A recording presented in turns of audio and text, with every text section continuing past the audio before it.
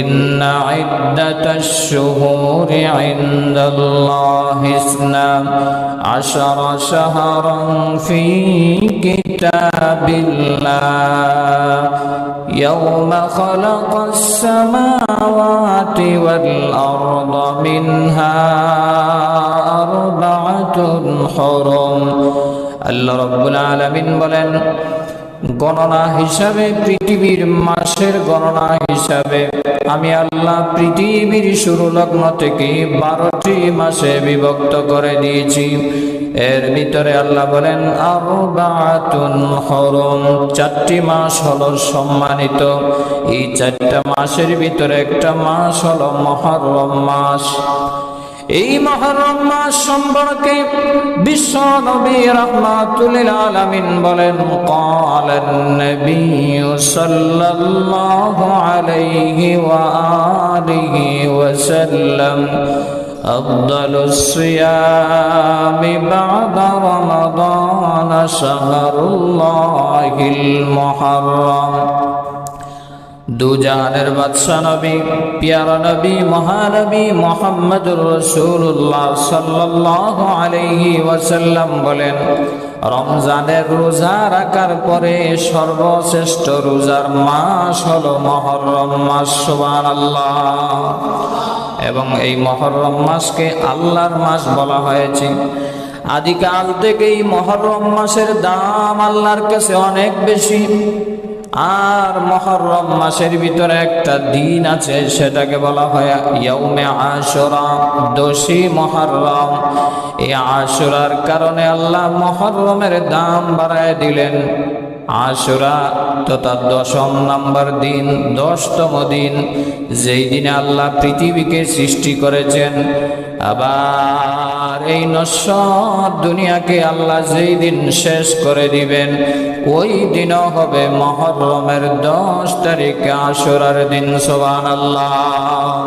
সোনার মদিনায় রাসূল করিম সাল্লাল্লাহু আলাইহি ওয়াসাল্লামের উপর, তারই সাথে সাথে আজকের জুমার আলোচ্য বিষয় হচ্ছে আশুরা তথা মুহররম মাসের গুরুত্ব, ইতিহাস সম্পর্কে। মুহররম মাসের গুরুত্ব, ফজিলত হাজার বছর, লক্ষ বছর আগে থেকে নয়, পৃথিবীর শুরু লগ্ন থেকেই মুহররম মাসের আশুরার দাম আল্লাহ রাব্বুল আলামিনের কাছে অনেক বেশি। পৃথিবীর শুরু লগ্ন থেকেই আল্লাহ মাস হিসাবে 12টি মাসে বিভক্ত করেছেন। এর ভিতরে সম্মানিত মাস হচ্ছে 4টি। 3টা হচ্ছে জিলকাদ, জিলহাজ, মুহররম, আর আরেকটি মাস হলো রজব মাস। এই 4টি মাস হলো 12টি মাসের ভিতরে সম্মানিত মাস। এর ভিতরে একটি মাস হলো মুহররমুল হারাম, যেই মাসে আমরা অতিবাহিত করতেছি। আল্লাহ রাব্বুল আলামিন বলেন, ইন্না ইদ্দাতাশ শুহুরি ইনদাল্লাহি ইসনা আশারা শাহরান ফি কিতাবিল্লাহ ইয়াওমা খালাকাস সামাওয়াতি ওয়াল আরদা মিনহা আরবাআতুন হুরুম।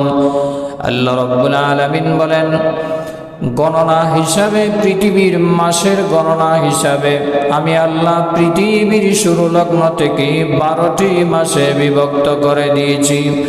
এর ভিতরে আল্লাহ বলেন আরবাআতুন হুরুম, 4টি মাস হলো সম্মানিত। এই 4টা মাসের ভিতরে একটা মাস হলো মুহররম মাস। এই মুহররম মাস সম্পর্কে বিশ্ব নবী রাহমাতুল লিল আলামিন বলেন, ক্বালান নবী সাল্লাল্লাহু আলাইহি ওয়া আলিহি ওয়াসাল্লাম আফদালুস সিয়ামি বা'দা রমাদান শাহরুল্লাহিল মুহররম।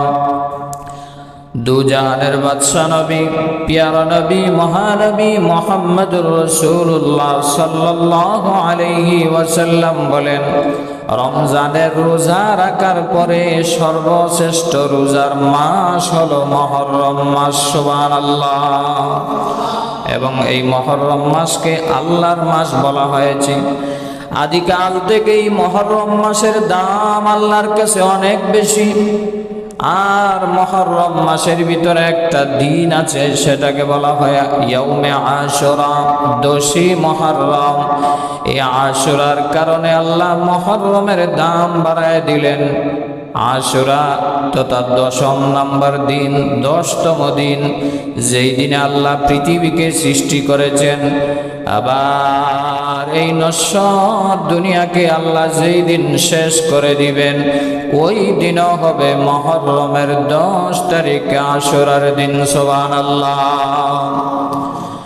এই মুহররমের 10 তারিখ আশুরার দিন এত মহামান্বিত ফজিলতপূর্ণ দিন।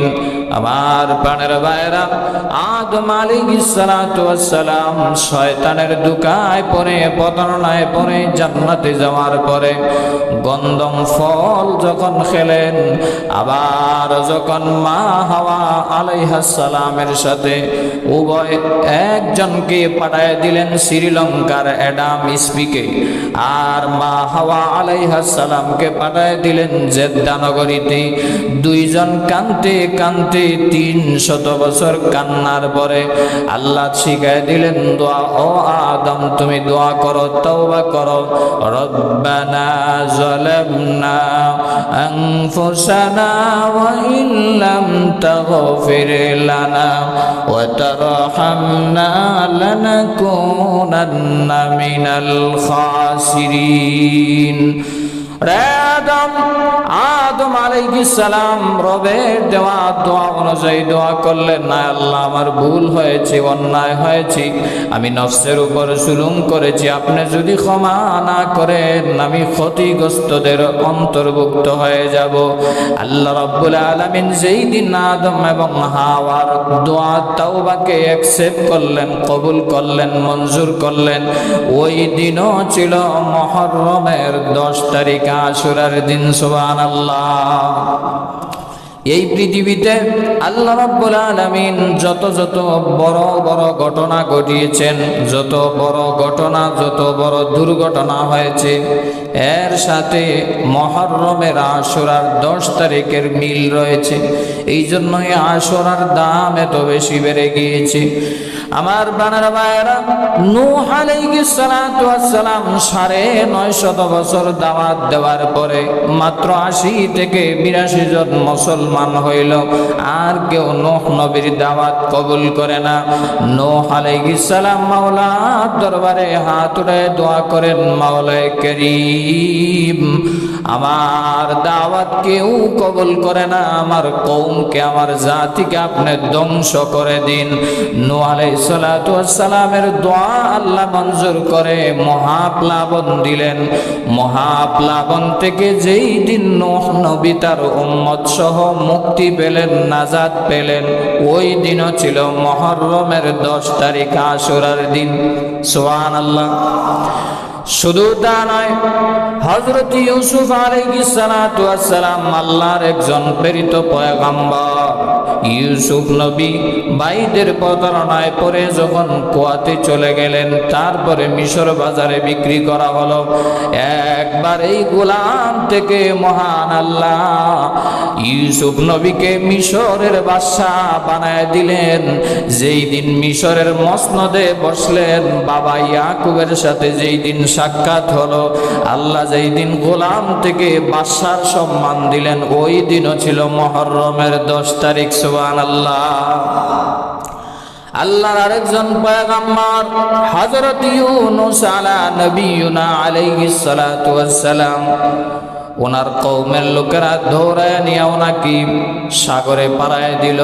সাগরে পালানোর সাথে সাথে লঞ্চ থেকে, স্টিমার থেকে যখন পালায় দিল, বিশাল আকৃতির একটি মাছ ইউনূস নবীকে গিলে ফেলল। লম্বা ঘটনা। প্রায় 40 দিন আল্লাহর পয়গম্বর ইউনূস আলাইহিস সালাম এই মাছের ভিতরে থাকলেন, আর আল্লাহর দরবারে তওবা করে মাওলাকে বলে যায় নাই। এক নাম্বার, দুনিয়া থেকে চলে গেলেন পানির ভিতরের অন্ধকার, মাছের পেটের অন্ধকার, এই গুড়ো অন্ধকার, তিনটা অন্ধকারের ভিতরে থাকার পরেও আল্লাহকে ভুলে যায় নাই। ডাক দিয়া বলে লা ইলাহা ইল্লা আনতা সুবহানাকা ইন্নী কুনতু মিনাজ জালিমিন। ও পরওয়ারদিগারে আলম, আমি কঠিন মুসিবতের ভিতরে আছি, আমাকে আপনি উদ্ধার করেন। এই জন্য আজ যদি কেউ মুসিবতে পড়ে, বিপদে পড়ে, এই তাসবিহ বেশি বেশি পড়তে পারে, বিপদ থেকে উদ্ধার করবেন যিনি, তিনি কে? আরো জোরে বলেন কে? ইউনূস আলাইহিস সালাতু ওয়াস সালামকে যেই দিন মাছের পেট থেকে আল্লাহ আবারও দুনিয়ার আলো বাতাস দেখাইলেন, ওই দিনও ছিল মুহররমের 10 তারিখ, আশুরার দিন। আমার বানারা ভাইরা, শুধু তা নয়, মূসা আলাইহিস সালাতু ওয়াস সালাম আল্লাহর জলিলুল কদর পয়গম্বর, যিনি ফেরাউনের কবলে পড়ে লোহিত সাগরে ফেরাউনের বাহিনীরা মূসা নবীজিকে তাড়া করে নিয়ে গেল নীল নদের দিকে। বিশাল ঘটনা। মূসা আলাইহিস সালাতু ওয়াস সালাম ওই ফেরাউনের কবল থেকে বাঁচার জন্য, ফেরাউনের কবল থেকে বাঁচার জন্য মূসা আলাইহিস সালাতু ওয়াস সালাম নীল নদীর দিকে তাড়া করলেন, দাওয়া করলেন। নীল নদের সামনে যাওয়ার পরে আল্লাহর পয়গম্বর মূসা আলাইহিস সালাতু ওয়াস সালামের উম্মতেরা ডাক দিয়ে বলে, ও নবীজি মূসা, আমরা এই লোহিত সাগর পার হব কিভাবে? আমরা 12 দলে বিভক্ত। কয় দল? 12 দলে বিভক্ত ছিল। ডাক দিয়া বলে, আল্লাহর পয়গম্বর মূসা, আমাদের জন্য 12টি রাস্তা চাই, একটা রাস্তা হলে আমরা যাব না। আল্লাহর পয়গম্বর মূসা আলাইহিস সালাতু ওয়াস সালাম জান্নাতি লাঠি দ্বারা যখন আঘাত করলেন, কোরআনে লম্বা ঘটনা আছে। মূসা আলাইহিস সালাম জান্নাতি লাঠি দ্বারা আঘাত করার সাথে সাথে নীল নদের ভিতরে 12টি হাইওয়ে রোড হয়ে গেল। আর মূসা কালিমুল্লাহর 6 লক্ষ উম্মত নিয়ে নীল নদ মুহূর্তের ভিতরে পার হয়ে গেলেন। আল্লাহু আকবার। আল্লাহর কি কুদরত! পানির ভিতরে আল্লাহ হাইওয়ে রোড চালু করে দিলেন। তাফসীরের কিতাবের ভিতরে এসেছে, শুধু রাস্তা হয়েছে তা নয়, পাশের রাস্তা দিয়া কারা যাচ্ছে তাদেরকেও দেখা যাইতো। তারাও বলতো, আমরা যাচ্ছি, তোমরাও তাড়াতাড়ি আসো। এইভাবে মূসা নবী যখন নীল নদ পার হয়ে চলে গেলেন, সাথে সাথে আল্লাহ আবার অর্ডার করলেন, ফেরাউনের বাহিনী নীল নদের পারে চলে আসছে। আল্লাহ বললেন, আবার তোমার লাঠি দ্বারা আঘাত করো। ফেরাউনের বাহিনী যখন নীল নদের সামনে আসছে, আইসা থেকে বিশাল হাইওয়ে রোড, ভাবছে আমরা তো যাওয়ার জন্য আর সমস্যা হবে না। যেই মাত্র রাস্তা দিয়ে পার হবে, নীল নদের মধ্যবর্তী জায়গায় আসছে, মূসা আলাইহিস সালাম আবারও জান্নাতি লাঠি দ্বারা আঘাত করলেন। সমস্ত রাস্তাগুলো একত্রিত হলে পানির ঢেউ শুরু হয়ে গেল। ফেরাউনের বাহিনী দলবল সহ আজরাইল মুহূর্তেই শেষ করে দিল। জুড়ে বলেন আল্লাহু আকবার। যেই দিন মূসা নবী ফেরাউনের কবল থেকে রেহাই পেলেন, মুক্তি পেলেন, নাজাত পেলেন, ওই দিনও ছিল মুহররমের 10 তারিখ, আশুরার দিন। সুবহানাল্লাহ। নবীজি আমার হিজরত করে মদিনায় চলে গেলেন, গিয়া দেখেন আশুরার 10 তারিখ ইহুদিরা রোজা রাখে। এমনি নবীজি ডাক দিয়া বলেন, রে ইহুদিরা, আশুরার 10 তারিখ কেন রোজা রাখো? ইহুদিরা ডাক দিয়া বলে, ইয়া রাসূলুল্লাহ, ইয়া হাবিবাল্লাহ, ও নবীজি, আশুরার 10 তারিখ আমাদের নবী মূসা আলাইহিস সালাতু ওয়াস সালাম কি ফেরাউনের কবল থেকে মহান আল্লাহ নাজাত দিয়েছেন। এই জন্য শুকরিয়া আদায় করার জন্য আমরা আশুরার দিন ইহুদিরা রোজা রাখি। সুবহানাল্লাহ। ইহুদিরা রোজা রাখতেছে আশুরার 10 তারিখ। নবীজি বললেন, তাহলে তো আমার ভাই মূসা আমার প্রতি আরো হক বেশি। আমরা মুসলমান একদিন নয় 2 দিন রোজা রাখবো। আশুরার 9 এবং 10 অথবা 10 এবং 11 2 দিন রোজা রাখবো।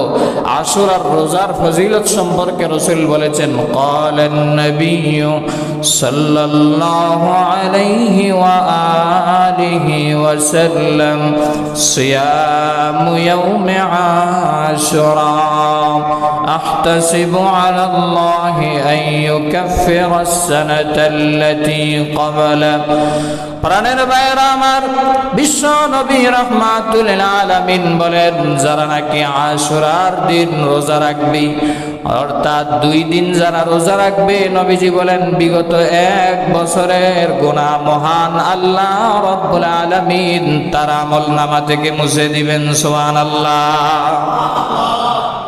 আমলনামা থেকে 1 বছরের গুনাহ মাফ হয়ে যাবে। আগামী শুক্রবার হলো আশুরার 10 তারিখ। মা বোনেরা যারা শুনতেছেন, বৃহস্পতিবার এবং শুক্রবার অথবা শুক্রবার এবং শনিবার 2 দিন রোজা রাখবেন, 1 বছরের সগীরা গুনাহ আল্লাহ মাফ করে দিবে। রাখার দরকার আছে না নাই? রোজা রাখবেন, রোজা রাখার সব বেশি, 1 বছরের গুনাহ মাফ হয়ে যাবে। 1 বছরের গুনাহ যে মাফ হবে, আবার মনে মনে ভাইবেন না যে 1 বছরের গুনাহ যেহেতু মাফ হয়ে যাবে তাহলে আবার গুনাহ করা স্টার্ট করে দেই। এরকম মন মানসিকতার লোক আছে না? একদিন রোজা রাখে যদি 1 বছরের গুনাহ মাফ হয়ে যায় তাহলে আর সারা বছর আবার গুনাহ করব, আবার রোজা রাখবো, আবার মাফ হয়ে যাবে। বিষয়টা এরকম না। আশুরার রোজা রাখবেন, আল্লাহ বিগত 1 বছরের সগীরা গুনাহ মাফ করে দিবে। আর ওই দিনে যদি আশুরার দিন আল্লাহর দরবারে বলতে পারেন, ও দয়ার মালিক, যেই দিন তুমি এই আসমান জমিন লৌহ কলম সৃষ্টি করলা, ও পরওয়ারদিগারে আলামিন, দুনিয়া আবার শেষ করে দিবা, এই আশুরার দিন আমি পাইয়া আল্লাহ আমার জিনার গুনাহ, পাপের গুনাহ, সুদের গুনাহ, ঘুষের গুনাহ, অন্যায় কবিরা গুনাহ করেছি, দয়ার মালিক আমাকে মাফ করে দাও। এইভাবে তাওবা করতে যদি কোনো বান্দা পারে তাহলে সগীরা কবিরা 2 গুনাহ আল্লাহ মাফ করে দিবে মুহূর্তের ভিতরে। সুবহানাল্লাহ। এই জন্য আমার প্রাণের ভাইয়েরা বলতেছিলাম, মুহররমের 10 তারিখ আশুরার দিন পৃথিবীর বড় বড় ঘটনা এবং দুর্ঘটনা হয়েছে। এর ভিতরে একটি মর্মান্তিক হৃদয় বিদারক ঘটনা হলো কারবালার ঘটনা। ইমাম হুসাইন রাদিয়াল্লাহু তাআলা আনহুকে কারবালার প্রান্তরে ইয়াজিদের বাহিনীরা নির্মমভাবে শহীদ করেছে। যার চেহারা নবীজির চেহারার সাথে মিলছিল। নবীজি আমার বলেন, সাহাবায়ে কেরাম, আমাকে যদি না পাও, আমাকে দেখার যদি তোমাদের শখ জাগে, ইচ্ছা জাগে, আমার মৃত্যুর পরে আমার নাতি হাসান হুসাইনকে তোমরা দেখে নিও। তাফসীরের কিতাবের ভিতরে এসেছে, নবীজির শরীরের এক অংশ হুসাইন রাদিয়াল্লাহু তাআলা আনহুর মতো ছিল, নবীজির শরীরের নিচের অংশ হযরত হাসান রাদিয়াল্লাহু তাআলা আনহুর মতো ছিল। অর্থাৎ দুনো নাতি মিলায়া নবীজির পুরা বডির সূরত আল্লাহ দিয়ে দিয়েছিলেন। সুবহানাল্লাহ। শুধু তা নয়, নবীজির নাতির এত দাম, এত দাম। মান নবীজি বলেন, আল হাসান ওয়াল হুসাইন সাইয়্যিদা শাবাবি আহলিল জান্নাহ। আমার আদরের 2 নাতি আল্লাহ রাব্বুল আলামিন জান্নাতি যুবকদের লিডার বানায় দিবে। সুবহানাল্লাহ। এই ইমাম হুসাইন রাদিয়াল্লাহু তাআলা আনহুকে কারবালার প্রান্তরে ইয়াজিদের বাহিনীরা নির্মমভাবে শহীদ করেছে। শুধুমাত্র কারবালার ইতিহাস শুনলা কাঁদলাম, শুধুমাত্র ইমাম হুসাইনরে কেন মারলো এটা জানার দরকার আছে না নাই? শুধু কাঁদেই আমরা বছর পার করে দিই, কারবালার ইতিহাস শুনে শুধু কান্নাকাটি করি, কিন্তু কেন মারলো, ইমাম হুসাইন কেন সেখানে গেলেন, এই ঘটনা মূল উদ্ঘাটন করার দরকার আছে না নাই? আমার নবী বিশ্ব নবী রাহমাতুল লিল আলামিন মদিনার মসনদে বসার পরে নবীজি ইন্তেকাল হয়ে গেল। খোলাফায়ে রাশিদিনের ভিতরে রাজত্ব চলে আসলো। সিদ্দিক আকবর রাদিয়াল্লাহু তাআলা আনহু মদিনার মসনদে বসলেন। সিদ্দিক আকবর রাদিয়াল্লাহু তাআলা আনহু যখন ইন্তেকাল করলেন, পরামর্শ করে ওমর ইবনুল খাত্তাব রাদিয়াল্লাহু আনহুকে মদিনার মসনদে বসানো হলো।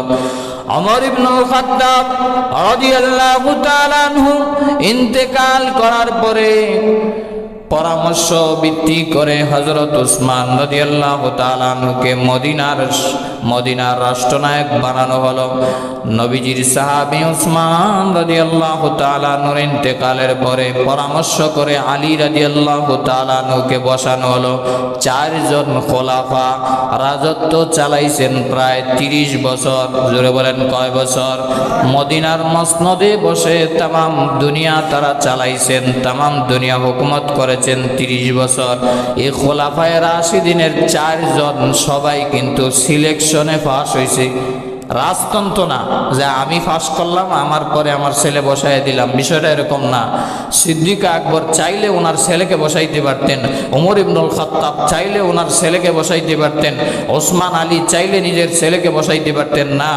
মানুষ যাকে চয়েস করবে তাকেই তারা সিংহাসনে বসাইছে। এইভাবে 4 জন খোলাফার রাজত্বকাল 30 বছর যাওয়ার পরে হযরত আমিরে মুয়াবিয়া রাদিয়াল্লাহু তাআলা আনহু মদিনার মসনদে বসলেন। আমিরে মুয়াবিয়া যুগ যখন শেষ হয়ে গেল, ওনার ইন্তেকালের আগে বলে গেলেন মসনদে পরামর্শ ছাড়াই আমার ছেলে এজিদকে মদিনার রাষ্ট্রনায়ক বানাতে হবে। যেই মাত্র পরামর্শ ছাড়া জোর করে স্বৈরাচারী কায়দায় যেই মাত্র এজিদকে মদিনার সিংহাসনে বসানোর জন্য কায়দা করলো, এই ঝামেলা শুরু। ঠিক না বেঠিক? এই জন্য সরকার যাদেরকে জনগণে চায় তারাই বসা উচিত। স্বৈরাচারী কায়দায় বসলে বেশি দিন থাকা যায় না। ইমাম হুসাইন রাদিয়াল্লাহু তাআলা আনহু লক্ষ্য করে দেখেন, সিরিয়ার দামেস্কের রাজা হয়ে গেল এজিদ। আর এজিদ নবীজিকে মানত না। মুসলমান হওয়ার পরে হচ্ছে স্বৈরাচার ছিল, জালেম ছিল, অত্যাচার করত। এজিদ ডাক দিয়া বলে, মদিনাতে যারা আছো আহলে বায়েত নবীজির পরিবারের যারা, সবাই আমার কাছে মাথা নত করতে হবে, বশ্যতা স্বীকার করতে হবে। ইমাম হুসাইন এমন পরিবারে জন্ম নিয়েছেন যিনি কোনোদিন বাতিলের কাছে মাথা নত করতে পারে না, অন্যায়ের কাছে কোনোদিন মাথা নত করতে পারে না। ডাক দিয়া বলে, মদিনার মুসলমানেরা, আমার নানাজান যেই সিংহাসনে বসেছে, 4 জন খোলাফা যেই সিংহাসনে বসেছে, আমার বাবা আলী কাররামাল্লাহু ওয়াজহাহু যেই সিংহাসনে বসেছে, সেই সিংহাসনে একজন মদকুর জালেম বসবে, এটা আমি কোনোদিন বরদাস্ত করব না। এমনিতে কুফা থেকে চিঠি পাঠানো হলো, আরে ইমাম হুসাইন, আমরা সবাই মিলে আপনার কাছে বায়াত গ্রহণ করতে চাই, আপনি কুফা নগরীতে চলে আসেন। লম্বা ঘটনা।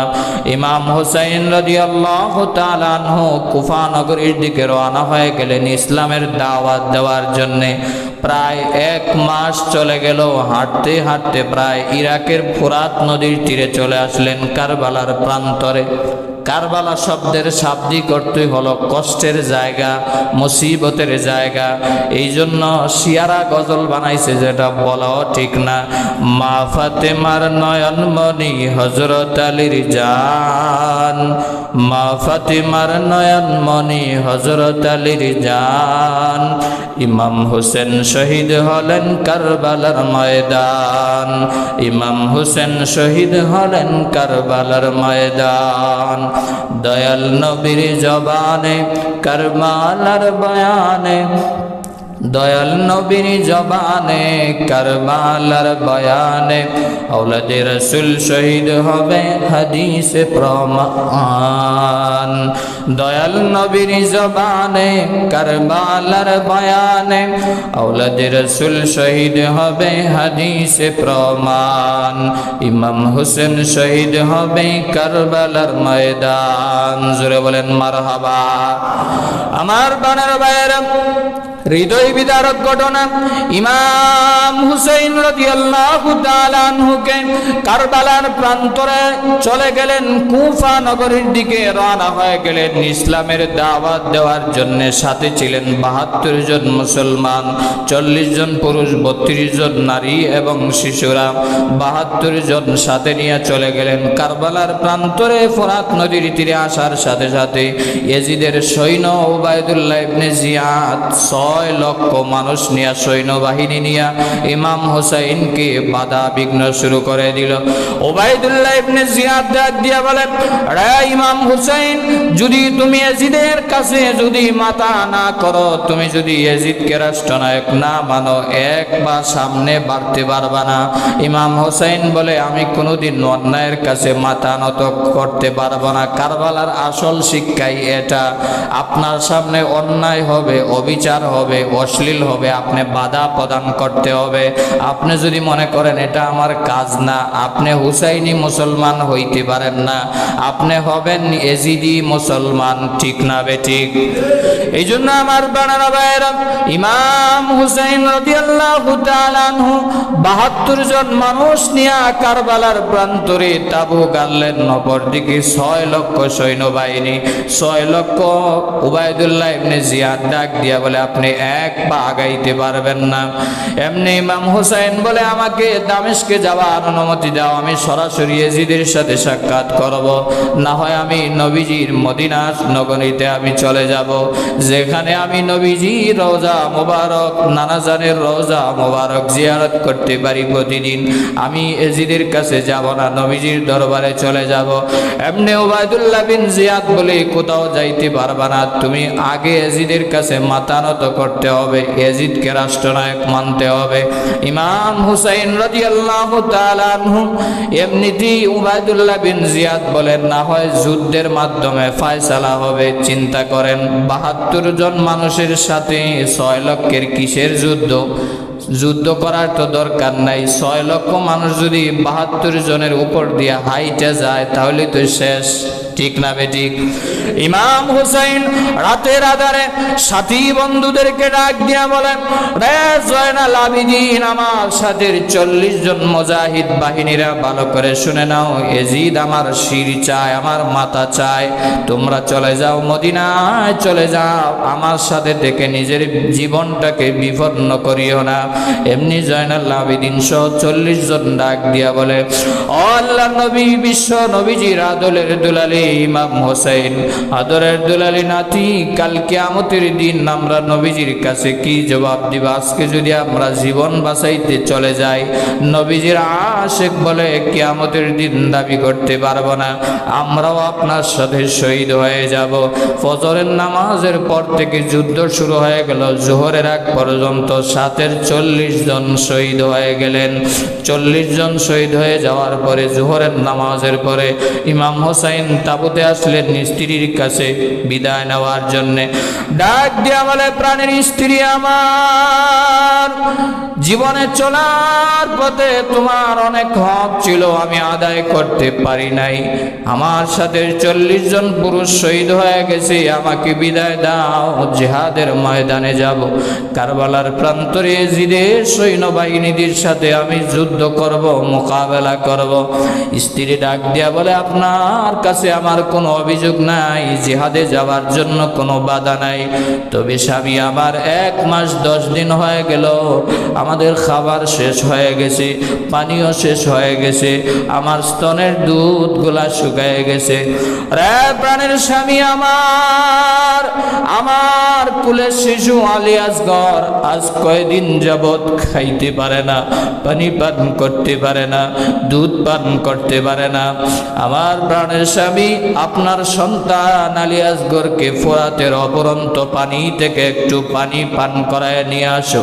যেমনি মাত্র ইমাম হুসাইন রাদিয়াল্লাহু তাআলা আনহু শিশু আলী আসগরকে নিয়ে গেলেন ফোরাত নদীর তীরে। ডাক দিয়া বলে, রে ইয়াজিদের বাহিনীরা, তোমাদের যদি যুদ্ধ করার লাগে আমার সাথে যুদ্ধ করবা, জিহাদ করবা, আমাকে মেরে ফেলবা, কোনো বাধা নাই, কিন্তু আমার শিশু আলী আসগরকে একটু পানি পান করতে যাও। পাপিষ্ঠ নাদানেরা সাথে সাথে কোনো কথা বলে নাই। হঠাৎ করে বিশাল আকারে একটি তীর নিক্ষেপ করলো। ডাক দিয়া বলে, আপনি নবীজির নাতি নাকি কার বংশের লোক আমরা দেখার কোনো টাইম নাই। এই তীরটা আসতে আসতে আলী আসগরের বুক বরাবর ছিদ্র হয়ে গেল। নাউজুবিল্লাহ। ইমাম হুসাইন রাদিয়াল্লাহু তাআলা আনহু লক্ষ্য করে দেখলেন সন্তানকে পানি পান করানোর বদলে সন্তান তো দুনিয়া থেকে চিরতরে বিদায় নিয়ে চলে গেল। ইসলামের জন্য জান দিয়ে দিল, প্রাণ দিয়ে দিল, রক্ত মাখা শরীরে রক্তগোলা হাতে অঞ্জলি ভরে মাখলেন ইমাম হুসাইন রাদিয়াল্লাহু তাআলা আনহু। আর আলী আসগরের লাশ উপরের দিকে উঠায় বলেন, মদয়ের মালিক, এ কেমন বিচার আপনার? আমি আসলাম ইসলামের দাওয়াত দেওয়ার জন্যে, আমার কলিজার টুকরা সন্তান শহীদ হয়ে গেল। এমনি ইমাম হুসাইন ডাক দিয়া বলে, রে প্রাণীর স্ত্রী, তোমার সন্তানকে আমি পানি পান করাই আনছি, এমন পানি পান করাইছি আর জীবনে তোমাকে পানি পানি বলে আর কষ্ট দিবে না। আলী আসগর শহীদ হয়ে গেলেন। এমনি স্ত্রীর কাছ থেকে বিদায় নিয়ে চলে গেলেন। আসরের আগ পর্যন্ত জিহাদ করলেন, লড়াই করলেন। আসরের আগ পর্যন্ত এজিদের শত শত সৈন্যবাহিনীকে ফি নারি জাহান্নামা খালিদিনা ফিহা, জাহান্নামে ফালায় দিলেন, জাহান্নামে নিক্ষেপ করলেন। আমার প্রাণের ভাইয়েরা, ইমাম হুসাইন তো 40 দিন হয়ে গেল, 15 দিনের মতো পেটে কোনো খাবার নাই, শরীর একদম আলসে হয়ে গেল, শরীর একদম অবশ হয়ে গেল, খাবার নাই, নিদ্রা নাই, কোনো কিছু নাই, কষ্টে নিতর দেহটা পড়ে গেল। আসরের নামাজ কষ্ট করে আদায় করলেন। আসরের পরে আবারও যুদ্ধ শুরু হয়ে গেল। আসর থেকে মাগরিবের পূর্ব মুহূর্ত সময় সূর্য ডুবে ডুবে বাপ। ইন দ্য মিন টাইম ইয়াজিদের পাবিষ্ট নাদান শিমার নামক এক কাফের বেঈমান মুনাফিক সে ইমাম হুসাইনের গোরার উপর যখন তরবারিটা মারল, গোরা পড়ে গেল। এমনি সে চড়াও হয়ে ইমাম হুসাইনের বুকের উপর চড়াও হয়ে বসলো। আমার প্রাণের ভাইয়েরা, রক্ত মাখা ইতিহাস, কলঙ্কিত ইতিহাস কিভাবে আপনাদেরকে আমি বলি। ইমাম হুসাইনের বুকের উপর চড়ার হয়ে পাবিষ্ট সীমার যখন বসলো, তরবারি দিয়া ইমাম হুসাইনকে আঘাত করতেছে আর ঠাট্টা মস্কারি করতেছে। ইমাম হুসাইন রাদিয়াল্লাহু তাআলা আনহু ডাক দিয়ে বলে, রে ইয়াজিদের বাহিনী, তোমার কি একটু দয়া হয় না, মায়া হয় না? আমি তো তোমাদেরই নবীজির নাতি। আমার নানাজান আমার শরীরে এমন কোন অংশ নাই যে অংশে আমার নানাজান চুম্বন করে নাই। তোমরা কিভাবে পারো রে পাবিষ্ট নাদানেরা আমাকে এইভাবে তোমরা মারতে, নিক্ষেপ করতে? কিন্তু চুরে শুনে না ধর্মের কাহিনী। এমনি সীমার আঘাত করতে করতে ইমাম হুসাইনের হাত আলাদা করে দিল, পা আলাদা করে দিল, শরীরের অঙ্গ প্রত্যঙ্গগুলো আলাদা করে দিল। একটা পর্যায়ে ইমাম হুসাইন রাদিয়াল্লাহু তাআলা আনহুর দেহ থেকে মস্ত মোবারকটা আলাদা করে দিল। জোরে বলেন আল্লাহু আকবার। এখানেই শুধু ইতিহাস শেষ হয় নাই। ইমাম হুসাইনের মাথা মোবারক উবাইদুল্লাহ বিন জিয়াদ গোরার পায়ের ভিতরে লাগাইয়া টেনে হেসড়ে টানতে টানতে ওই সিরিয়ার দামেস্কে নিয়ে গেল। ইয়াজিদের সামনে নিয়ে একটা প্লেটের কাছে ইমাম হুসাইনের মস্তক মোবারক নিয়ে বলে, এই দে আওলাদে রাসূলের মাথা নিয়ে আসছি। চিন্তা করেন ভাইরা আমার, মুসলমানে হানাহানি হওয়ার পরে সিংহাসনের জন্য কত না মানুষ অহংকারী করতে পারে। ইয়াজিদের বাহিনীরা কত নির্মমভাবে ইমাম হুসাইনকে শহীদ করেছে। ইমাম হুসাইন রাদিয়াল্লাহু তাআলা আনহুর মস্তক মোবারক যখন ইয়াজিদের পায়ের সামনে রাখলো, পাশেই বসা ছিলেন হযরত যায়েদ রাদিয়াল্লাহু তাআলা আনহু ডাক দিয়া বলেন, রে ইয়াজিদ, আর বেয়াদবি করিও না। ইয়াজিদ একবার লাঠি দ্বারা ইমাম হুসাইনের মস্তক মোবারকে আঘাত করতেছে, আবার পা দ্বারা আঘাত করতেছে। যায়েদ রাদিয়াল্লাহু তাআলা আনহু বলেন, রে ইয়াজিদ পাবিষ্ট নাদান, তুমি কার চেহারায় পা লাগাইতেছো? যেই চেহারায় আল্লাহ নবী, বিশ্ব নবী 1000 বারের চাইতেও আরো বেশি চুম্বন করেছেন। সুবহানাল্লাহ। ইমাম হুসাইন রাদিয়াল্লাহু তাআলা আনহুকে লক্ষ্য করে যায়েদ বলেন, রে ইয়াজিদ, তুমি যদি ইমাম হুসাইনকে এইভাবে যদি বেয়াদবিমূলক আচরণ করতে থাকো, তোমার সিংহাসন সহ রাজত্ব সহ আল্লাহ মুহূর্তেই ধ্বংস করে দিতে পারে। আমার প্রাণের ভাইয়েরা, এইভাবে ইমাম হুসাইন রাদিয়াল্লাহু তাআলা আনহুকে নির্মমভাবে শহীদ করা হয়েছে। আজও ইরাকের পুরাত নদী কারবালার প্রান্তর সাক্ষী হয়ে আছে। গাছগুলা রক্তাক্ত হয়ে আছে, মাটিগুলা রক্তাক্ত হয়ে আছে। দিনের জন্যে, ইসলামের জন্যে, নবীজির ইসলামকে জিন্দা করার জন্যে তারা রক্ত দিয়েছেন, তারপরেও অন্যায়ের কাছে মাথা নত করে নাই। এজন্য বলা হয় হার কারবালা কি বাদ ইসলাম জিন্দা হতা হ্যায়। গাছের নিচে যখন পানি দিবেন তখন গাছ বাড়তে থাকবে। যখন ইসলামের যখন জিন্দা করতে চাবেন, রক্ত পড়বে, শহীদ হবে, জিহাদ হবে। জিহাদের পরে, রক্ত করার পরে, তারপরে ইসলাম জিন্দা হবে। আমার প্রাণের ভাইয়েরা, এই জন্য আল্লাহ বলেন আম হাসিবতুম আন তাদখুলুল জান্নাহ, কিভাবে তোমরা জান্নাতের আশা করতে পারো, যেখানে নবীজির আওলাদেরা সাহাবায়ে কেরামরা জিহাদ করেছে, যুদ্ধ করেছে ইসলামের জন্য, কালিমার পতাকা উড্ডীন হওয়ার জন্য। আজ যুবক ভাইয়েরা ইসলামের পতাকা উড্ডীন করবে দূরের কথা, আর্জেন্টিনার ব্রাজিলের পতাকা উড্ডীন করে, আছে না নাই? আওয়াজ নাই, আছে না নাই? চিন্তা করেন, নবীজি এত কষ্ট করে ইসলাম রেখে গেলেন। নবীজির নাতি, আদরের দুলালি নাতি ইমাম হুসাইন রাদিয়াল্লাহু তাআলা আনহু ইসলামের জন্য জীবন দিলেন।